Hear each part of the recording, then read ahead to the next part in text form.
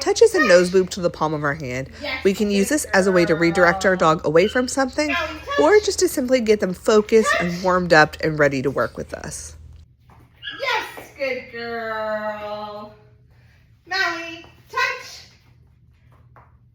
Yes, good girl. Maui. For sitting down, you will see that we're using both hand signals and verbal cues. And then you'll also notice that I'm rewarding a second or third time when she continues to hold the position.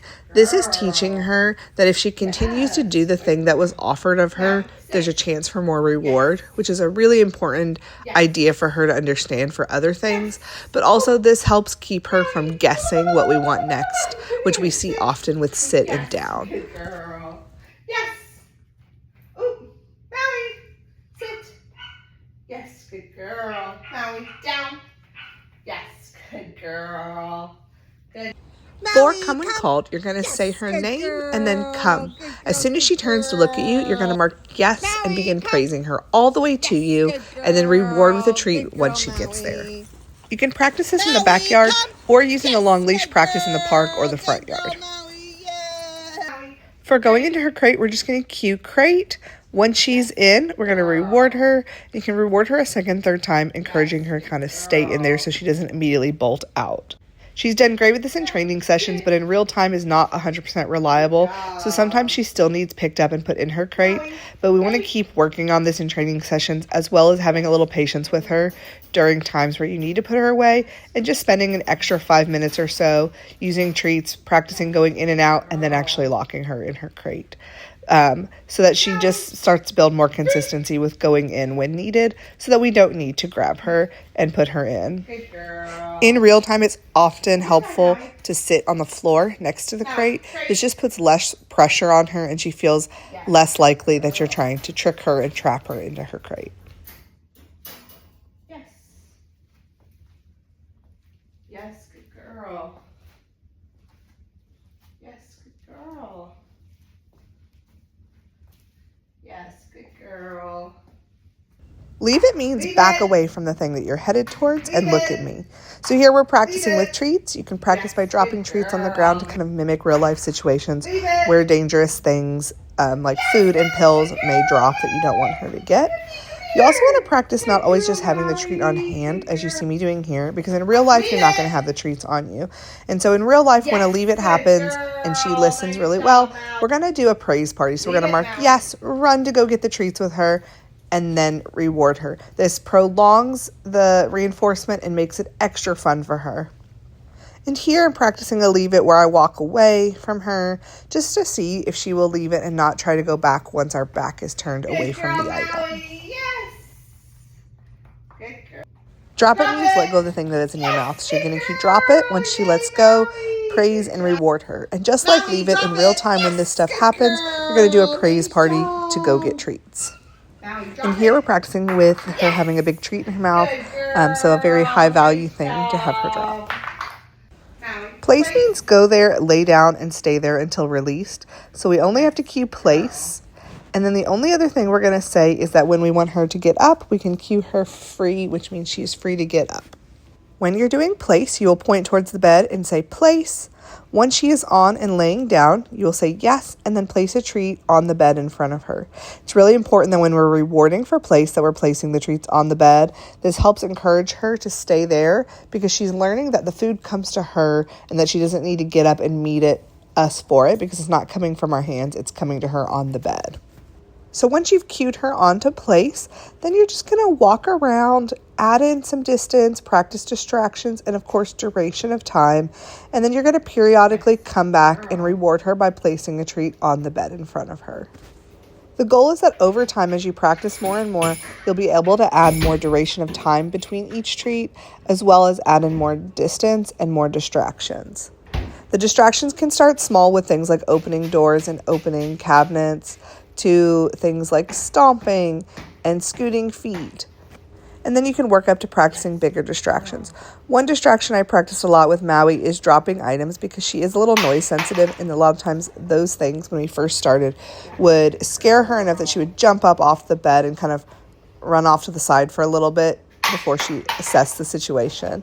And so now you can see that we can drop those items and she's staying put on her bed. So practicing things like that, loud noises, you'll see here she kind of pops up because that is a loud noise. She wants to kind of investigate it. Just going to cue her back to place. So if you practice something and she gets up and you did not release her, it's simply cue her back to place and then keep going, starting over. Another one that was hard for Maui was having her do place while I went and sat down. So you can see I started with small baby steps of just going over, barely sitting down, and then coming back and rewarding her. And then when you're done, you're going to cue her free, and that means she is free to get up and do what she would like. There are two main ways to practice place. One is what we would call formal training sessions, which is what you see me doing here. This is where, again, we are specifically setting aside time to practice place, building longer duration between treats, practicing different distractions, and kind of just fine-tuning all the little things that can come with place.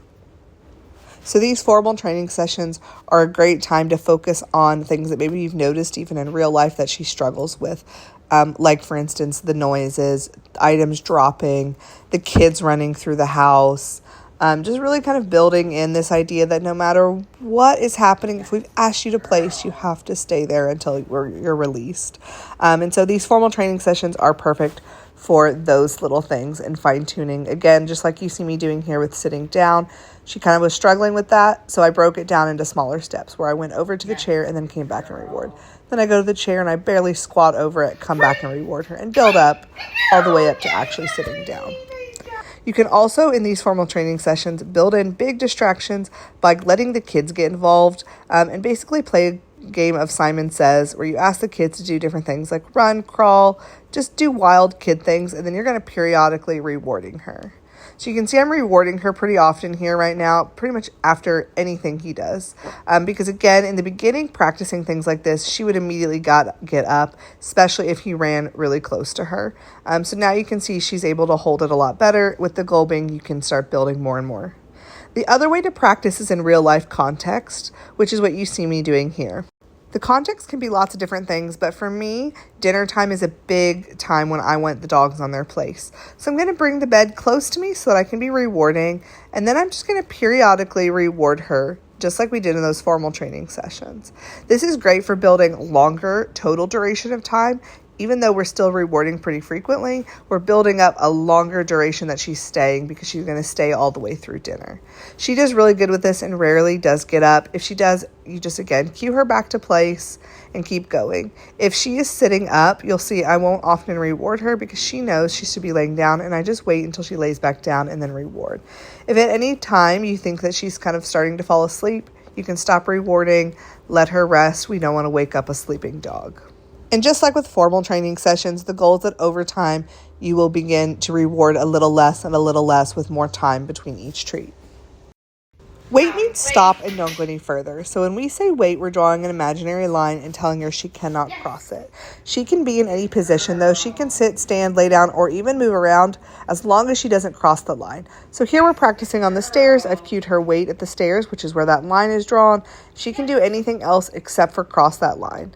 So to build duration on this wait, I'm practicing by just tossing her treats periodically, a lot like we did with place, so that she's learning the food comes to her back behind that line. And also, again, we're building that longer duration that she can wait and stay behind that line. This is really great to use at stairs, just so you're not getting tripped as you go up and down. So you can walk up the stairs and then release her with free, just like we do with place. One thing with wait is that you only need to release it if you're going to cross the line. So here, if I'm going to step outside and I'm not going to let her come with me, then I am not going to release her when I come back in. I'm just going to cue her wait, open the door and step outside. And then when I come back in, I'm going to shut the door, praise, and reward her. But there's no need to release her because I'm not letting her cross that line. This is great to practice anytime you have a package at the front door or going to step outside for any reason, just to build in that daily practice. And of course, this is a safety measure so that we don't have a dog that is dashing out the door anytime it is open. Good girl, Maui. Good girl. Maui is such a sweet girl, but she does lack a little bit of confidence. So when it comes to petting, what I want to encourage her is to stay sitting up, staying tall, and let me pet her. Because otherwise what you'll see is that she tries to roll over onto her belly, and this is not a rub my belly kind of rollover. This is I'm a little unsure, uncertain, underconfident in this interaction. And so that's often when she has those little pees that she does. And so I just want to encourage her to stand tall and be confident as we pet and interact with her. So I'm petting her on the chest first instead of overhead, and then encouraging her to come up to me. And if she starts to roll over, I don't pet her. Another fun thing you can do with her to help build her confidence, and I've seen such an improvement in this in the 2 weeks that she's been here, is just interacting with different objects. She's unsure and a little weary of new and novel things, so just having her interact by putting treats. So here I got out like a training board.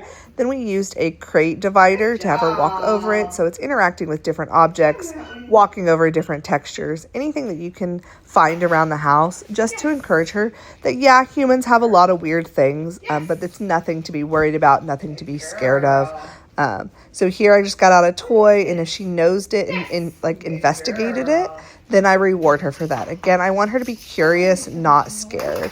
So when she finds something new, I want her to be willing to check it out and not be terrified of it. So here's one, like, we got out like toy and had her eat out of it. Like I said, had her just interacting with it. Another great one is a cardboard box. So again, just find things that you have around the house. You can toss treats in them, over them. Encourage her for just checking it out and investigating. Even in real time, just praising her when she does check out something new instead of run away from it. So weird. Yes, I know. People have weird things, huh? Good girl. Another great way to build confidence, but also burn some energy for her, is through puzzle toys. So you can use her dry kibble and put these in puzzle toys instead of feeding her directly from a bowl. Again, this gives her an outlet for her energy, as well as helps her build confidence and problem-solving skills. So here I've got her doing one that's like a ball. You put all the food inside of it, and then she's got to nose it around and figure out how to get the food to come out. There are lots of different puzzle toys. I'll have a lot of them linked in our notes. Some of my favorite ones and a couple of different ones that she's tried here.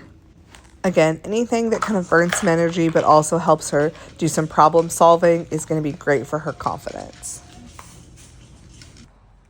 So we're going to start our walk with the up and down pattern game just to make sure she's focused and ready to go. So we place that treat on the ground. When she looks up, yes. Another treat gets dropped. Yes, good girl. Right there. And now we're going to add in the movement and take this on the go. Yes! Good girl. Yes! Good girl. Yes! Good girl. So when she looks up, we're saying yes, and then yes, and then taking a few steps and dropping another treat to reset the pattern. Yes! And now, good girl. We're just going to start going out for our walk. Come on. Good girl. All right, so out on our walk, the main thing that we're doing, yes, is what we call rewarding good choices. So that's just rewarding her when she's walking next to us. She's a little nervous about being out on the walks. And in her defense right now, it is raining. So come on. Yes, good girl. Good girl. So we're just going to walk, encourage her along, keep her moving, and then yes, periodically reward her for walking nicely with us. This is just encouraging her to stay close, walk with us. Yes, good girl. As well as helping her just feel confident that good stuff happens out on walks and there's nothing to be nervous about. Good girl. Yeah, I know. Shake it off. Yes, good girl. Right here. Yes, Maui, good girl. So when you're out on walks with her, this is what you're going to do. Make sure you have some treats and just reward her periodically for walking nicely on the leash. I don't care if she's a little wide like this or even a little in front, as long as that leash is nice and loose and she's not trying to pull and drag. Yes, good girl. Good girl, Maui. Good girl. Come on. Good job. You can see she's very interested in sniffing all the things. When it comes to sniffing, my rule of is kind of just, if they're walking within length of the leash, that's fine. I'm going to let them sniff. Yes, good girl. Sniffing is good for them. It helps build confidence. It helps let her check what's going on in the environment. It's pretty necessary. Leave it. Yes, good girl. For dogs, so I'm just going to let her have that chance. If she's trying to pull me up into someone's yard or something, this way, yes, good girl, then I'm not going to allow that. But if she's within length of the leash, that's totally fine. Let's go, Maui. Leave it. Yes, good girl. Nice job. Good girl. Come on, Maui. Yes, good girl. Yes, good girl.